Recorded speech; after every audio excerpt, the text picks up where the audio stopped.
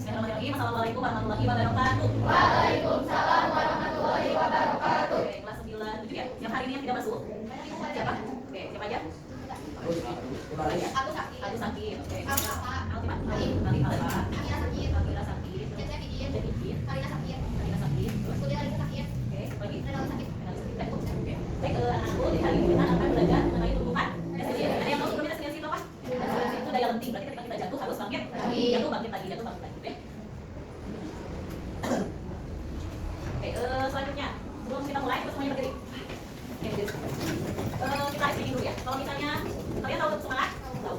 Kita tepuk semangat dulu. Tepuk semangat. Semangat. Sekali lagi. Kalau misalnya ibu bilang satu, kalian kamu bilang, hey, kanan, coba, hey, ya, mana ibu bilang satu, sambil pegang teman kamu terus bilang, hey, sambil bilang ya, satu, hey, dua, kalau dua, ke temannya sebelah kiri, oi, ya, oi, ya. Dua, oi, kalau misalnya satu apa? Dua, oi. Nah kalau tiga, kalian bilang aye, yes, ya, gimana? Siap, konsentrasi, Dimulai. satu, dua, tiga, sambil cepet ya, satu, dua, tiga.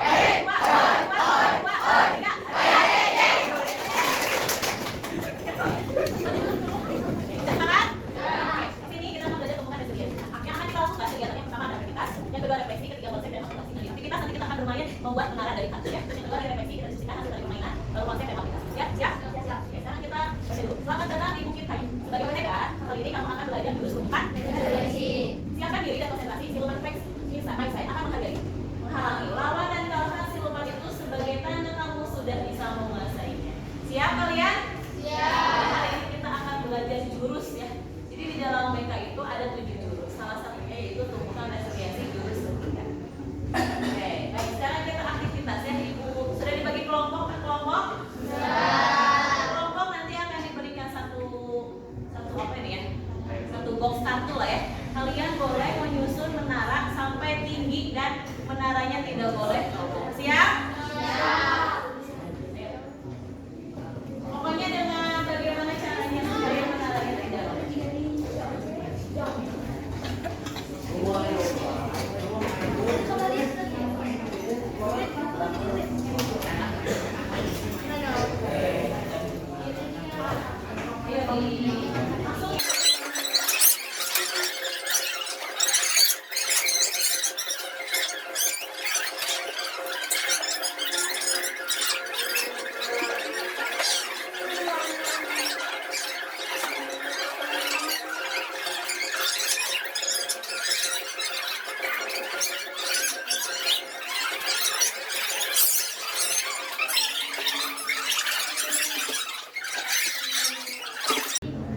Oke, gimana anak-anak sudah selesai? Coba ada yang sudah berdiri kokoh menaranya? Coba boleh duduk dulu. Biarkan dulu seperti apa? Coba biarkan dulu seperti apa? Duduk dulu semuanya. Boleh duduk dulu sebentar. Biarkan dulu coba kita lihat kelompok satu mana kelompok satu? Kelompok satu gimana sudah sampai mana? Belum. Tapi tadi udah sempat berdiri. Tapi gimana? Tapi jatuh lagi. Kelompok dua tadi? Kelompok dua udah lumayan ada dasarnya ya. Tapi udah sempat sampai akhir? Anak masih ingat ya. Terus kelompok ketiga? Kelompok tiga di mana? Udah mulai? Oke, udah mulai sedikit ya. Kelompok empat di mana? Baru satu dasar. Oke, boleh tepuk tangan buat kalian semua. Kita coba ibu pengen tanya ke kalian. Halo. Nah, ketika menara kalian goyah atau bahkan roboh, bagaimana perasaan kalian? Dan apa reaksi pertama yang muncul dalam diri anak kelompok? Apa lagi? Gereget gitu ya? Terus apakah merasa putus asa? Apa misalkan udah biarin gitu ya? Terserah sudah ya. Terus ceritakan bagaimana emosi kalian. Tadi gimana perasaan emosinya? Kesel. Terus gemas gitu ya. Apa lagi? Kayak pengen marah gitu ya, kesel gitu ya. Oke. Terus yang kedua, apa pelajaran yang paling berharga tentang daya letih atau resiliensi yang kalian dapatkan saat berusaha bangkit dan membangun kembali dari puing-puing? Tadi kalian jatuh nih, terus gimana? Dibiarkan atau gimana? Berusaha bangkit lagi kan? Berarti ketika udah jatuh berarti harus bangkit lagi, bikin lagi gitu ya, buat lagi dari awal. Yang ketiga, di luar permainan ini coba pikirkan pengalaman kehidupan nyata atau baik di sekolah atau di rumah. Bagaimana kalian pernah merasa menara kalian roboh? Bagaimana respon kalian? Siapa yang mau cerita? Pernah misalnya kamu mengalami kegagalan, misalnya kamu ekspektasi nilai ulangan matematika itu 100, tapi dapat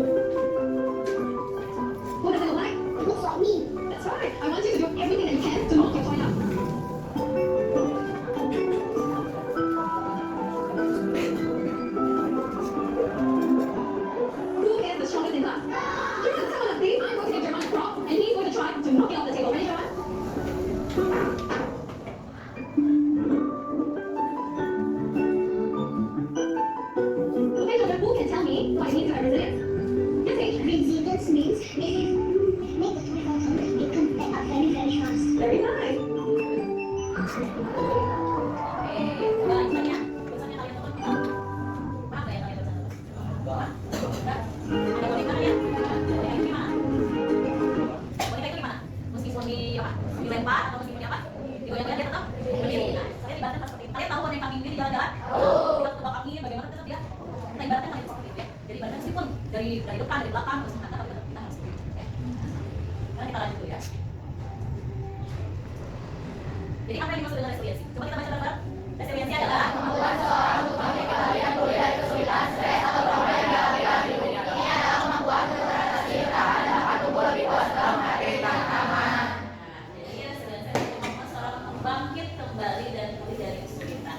Pasti setiap orang itu pasti pernah mengalami kesulitan, betul nggak? Pernah dimarahi, pernah gagal, pernah misalnya putus asa, tapi kita harus menumbuhkan sikap kita untuk bangkit kembali ya. Jadi jangan sampai kita putus asa. Nah, kita lihat di sini. Mengapa daya lenting makin penting? Coba lihat, sering diejek tak punya ayah, anak di SD di Banyuwangi tewas gantung diri. Kalian sering mendengar? Ya, masa saya sering dari jiwa dalam diri kalian, dari Quran bisa membangkitkan daya lenting. Jadi, ibu nggak mau sampai mendengar apalagi kita semua kita kalian putus asa, kalian jangan sampai mereka kesel ya. Jadi kalau misalnya boleh cerita, boleh main kemana dulu atau siapa. Jadi jangan sampai meledak, terus tiba-tiba apa hal yang tidak bisa. Jadi siapa? Terus ada kata-kata ibu sebagai akhirnya itu dulu. Itu kan dari dalam diri juga. Kita ada tulis apa yang disita. Ada yang pernah apa yang disita marah. Terus langsung bagaimana di posisi tahu. Jadi harus di emosi. Sekarang kita belajar self resiliency atau tahan diri. Tahan diri ini ada beberapa faktor. Pertama, kesadaran diri atau self awareness. Jadi kalian harus menyadari diri kalian itu seperti apa dan harus tahu potensi dalam diri kalian. Yang kedua, apa? Jadi emosi kalian harus stabil. Boleh nggak marah? Boleh. Boleh nggak sedih? Boleh. Boleh nggak nangis? Boleh. Boleh bahagia nggak? Boleh. Tapi harus stabil. Jadi marah secukupnya, emosi secukupnya, sedih secukupnya, bahagia pun harus secukupnya. Yang ketiga ada daya adaptasi atau beradaptasi. Kalian ketika memasuki lingkungan baru, ada seperti saya selalu beradaptasi, lama-kelamaan juga akan terbiasa, betul nggak?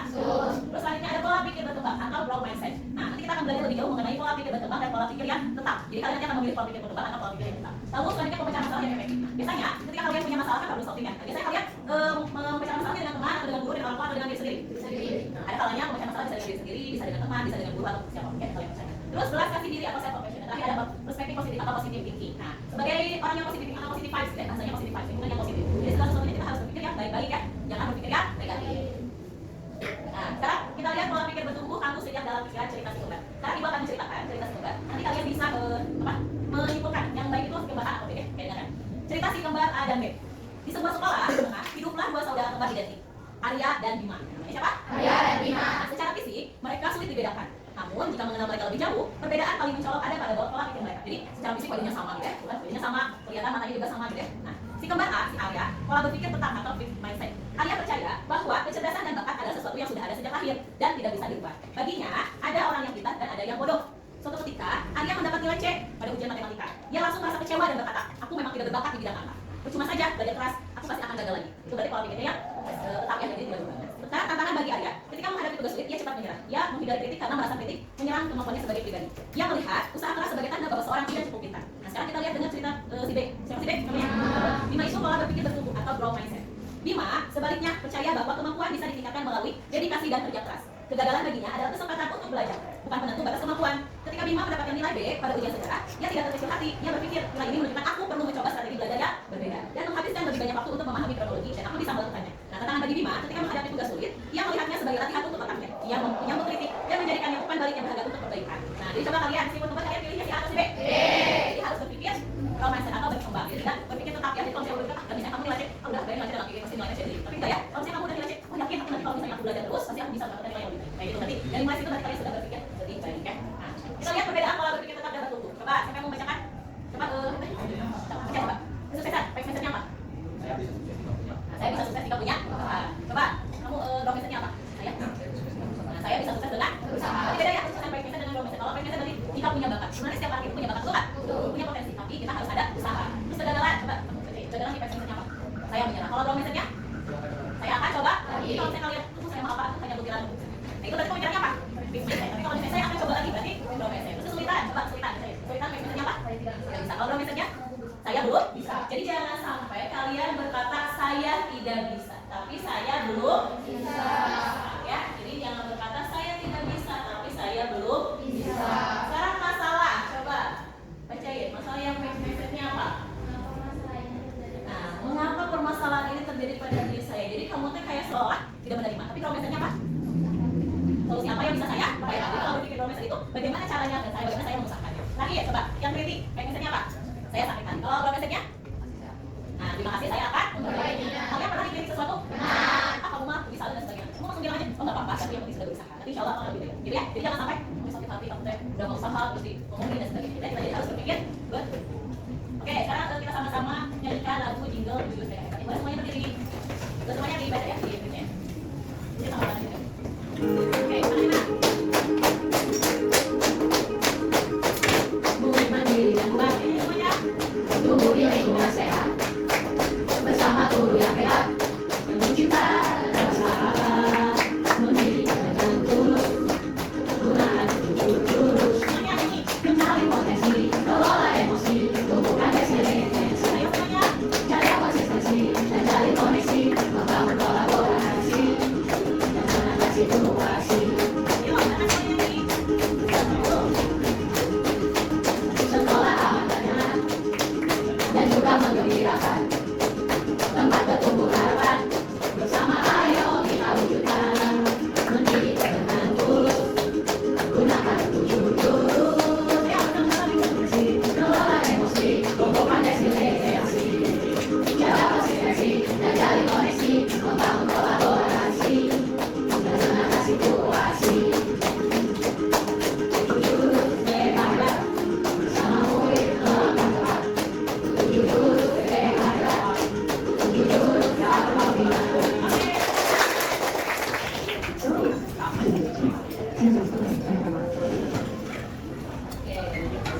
Lanjut ya.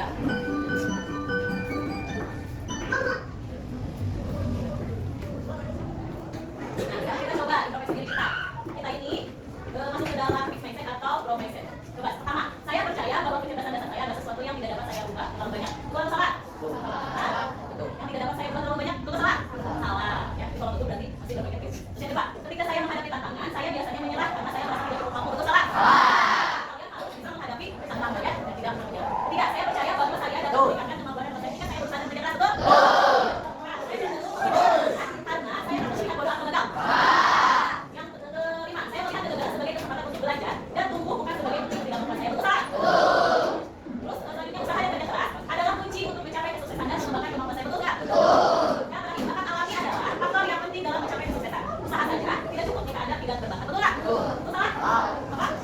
Usaha saja tidak cukup jika Anda tidak bersalah ya. Jadi harus ada usaha. Ya. Oke, sekarang kita kerja kelompok ya. Kita di sini ibu punya tugas yaitu praktik menguatkan bagian yang mengalami kegagalan. Jadi silakan kalian ambil satu situasi. Situasi itu terus bagaimana caranya mendukung dari teman-teman. Siap?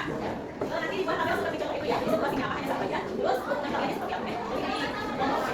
Yang putus video sama pertama boleh.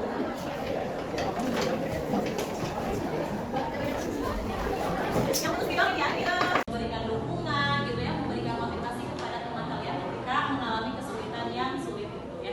Boleh kasih tepuk salut, tahu tepuk salut? Tepuk salut. Salut, salut, salut, salut, salut. Oke, alhamdulillah luar biasa. Dari oke, alhamdulillah nih. Tadi kita sudah belajar mengenai bagaimana membangun